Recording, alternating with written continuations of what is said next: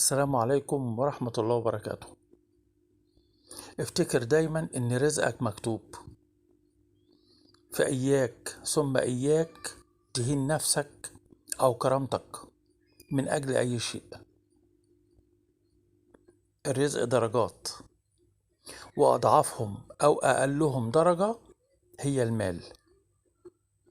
صحتك ودينك أهم من أي حاجة تانية. الحب من أنواع الرزق، فخلي بالك من أول سطر أنا كتبته وقلته، اللي هو افتكر دايما ان رزقك مكتوب.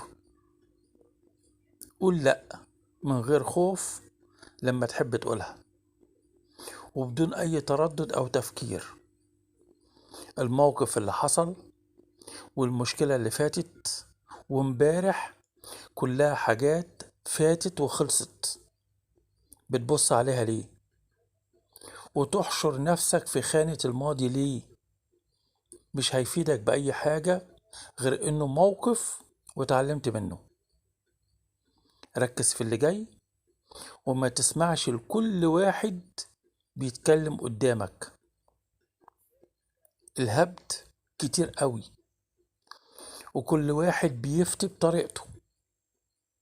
مرجعك دينك، القرآن والسنة، واللي ضميرك يملي عليك. المجادلات اللي ملهاش لازمة ابعد عنها، والشخص المجادل كمان اتجنب النقاش معاه. بلاش تتعلق بشخص، وبلاش تعلق نجاحك بشخص، والأهم إياك تعلق فرحتك وحزنك بشخص. اضحك، اضحك من قلبك وحافظ على الضحكة دي. بص في المراية وانت بتضحك، هتشوف فيها جمال وراحة. اضحك وصدقني ضحكتك زي العسل يا ابو قلب طيب. والسلام عليكم ورحمة الله وبركاته.